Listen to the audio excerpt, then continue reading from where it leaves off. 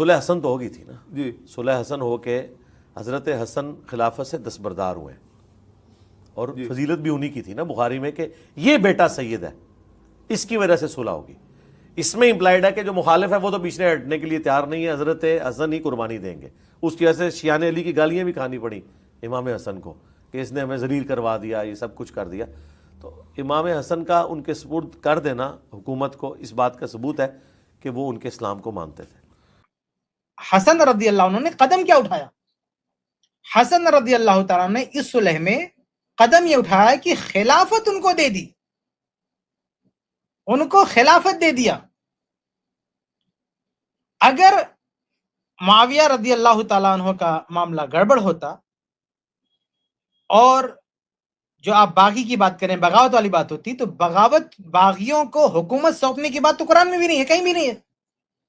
آپ نے جو مثال دی وہاں بھی کہیں بھی نہیں ہے کہ اللہ کے نبی صلی اللہ علیہ وسلم نے بھی کبھی ایسا نہیں کیا کہ اپنی حکومت سونپ دیا ہو کہ آؤ آپ حاکم بن جاؤ، ہم آپ کی بیعت کر لیتے ہیں. ایسا تو کبھی نہیں ہوا، ایسا کبھی نہیں ہوا ہے اسلامی تاریخ میں کہ باغیوں کو حکومت سونپ دی گئی ہو کہ لو آپ حکومت کرو، ہم آپ کے انڈر میں رہیں گے، ان کی بیعت کر لی گئی ہو.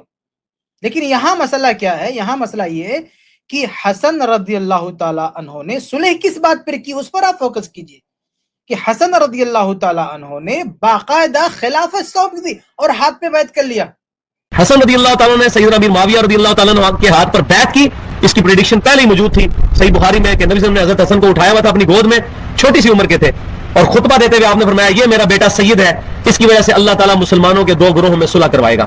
اور امام بخاری رحمۃ اللہ علیہ اس کو نبی صلی اللہ علیہ وسلم کے معجزات والے چیپٹر میں لے کے آئے کہ حضور صلی اللہ علیہ وسلم نے 40 سال پہلے جو پیشن گوئی فرمائی تھی وہ بین ہی اسی طرح پوری ہوئی. اور سیدنا حسن نے امیر معاویہ رضی اللہ تعالیٰ کے ہاتھ پر بیعت کر کے جو ہے وہ اپنے بھی خلافت ان کے سپرد کر دی.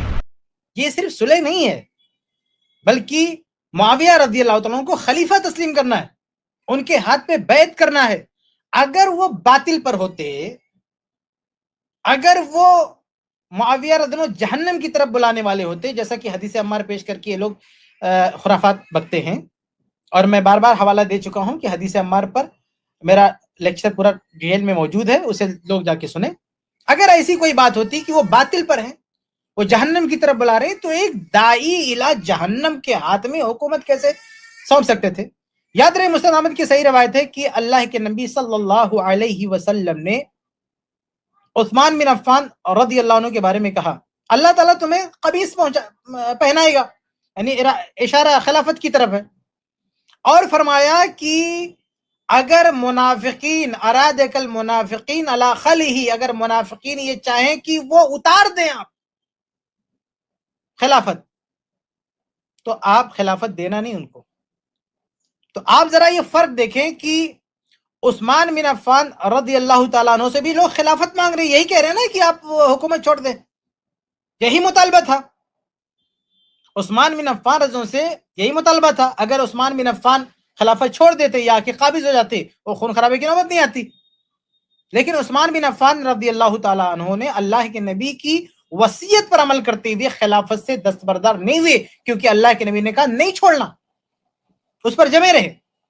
آپ دیکھیں کہ عثمان بن عفان رضی اللہ تعالیٰ عنہ کو اللہ کے رسول منع کریں خلافت دینا نہیں، اور حسن خلافت دے رہے ہیں، اللہ کے نبی اس کی تائید کر رہے ہیں. صحیح بخاری کی حدیث ہے کہ میرا یہ بیٹا 2 مسلمانوں کی 2 گروہوں میں صلح کرا دے گا. صلح کیسے کرائی؟ خلافت دے کر، معاویہ رضی اللہ عنہ کی بیعت کر کے. حسن رضی اللہ تعالیٰ نے سیدنا امیر معاویہ رضی اللہ تعالیٰ عنہ کے ہاتھ پر بیعت کی. اس کی پریڈکشن پہلے ہی موجود تھی صحیح بخاری میں کہ نبی صلی اللہ علیہ وسلم نے حضرت حسن کو اٹھایا ہوا تھا اپنی گود میں، چھوٹی سی عمر کے تھے، اور خطبہ دیتے ہوئے آپ نے فرمایا یہ میرا بیٹا سید ہے، اس کی وجہ سے اللہ تعالیٰ مسلمانوں کے 2 گروہوں میں صلح کروائے گا. اور امام بخاری رحمۃ اللہ علیہ اس کو نبی صلی اللہ علیہ وسلم کے معجزات والے چیپٹر میں لے کے آئے کہ حضور صلی اللہ علیہ وسلم نے 40 سال پہلے جو پیشن گوئی فرمائی تھی وہ بین ہی اسی طرح پوری ہوئی. اور سیدنا حسن نے امیر معاویہ رضی اللہ تعالیٰ کے ہاتھ پر بیعت کر کے جو ہے وہ اپنے بھی خلافت ان کے سپرد کر دی. آپ دیکھیے 2 واقعہ ہے، ایک عثمان کا اور ایک حسن رضی اللہ عنہ کا.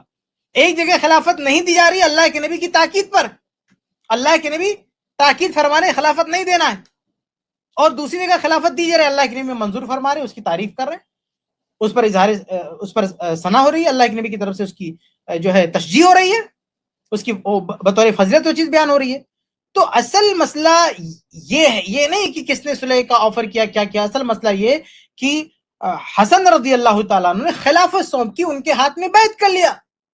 اب یہ منافقوں کو خلافت نہیں سونپی جاتی ہے، جہنم کی طرف بلانے والوں کو خلافت نہیں سونپی جاتی ہے، باغیوں کو خلافت نہیں سونپی جاتی ہے۔ ایسی صلح کی نہ تو کوئی دلیل ہے قرآن میں، نہ حدیث میں، نہ کوئی اگزامپل ہے عہد رسالت میں، عہد صحابہ میں کہ باغیوں کو خلافت دے دی گئی۔ تو حسن رضی اللہ تعالیٰ عنہ کا خلافت ان کے حوالے کر دینا، ان کی ہاتھ پر بیعت کر لینا، اس بات کا بہت بڑا ثبوت ہے کہ معاویہ رضی اللہ عنہ باغی نہیں تھے۔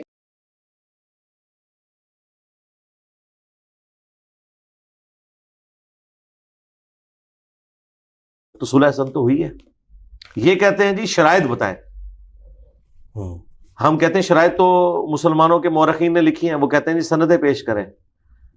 بھائی اگر آپ اس طرح سندیں مانگیں گے تو ہم کئی واقعات کی اسناد احادیث کی کتابوں سے تو نہیں دکھا سکتے، لیکن یہ وہ چیزیں جو ایگریڈ اپون چل رہی ہیں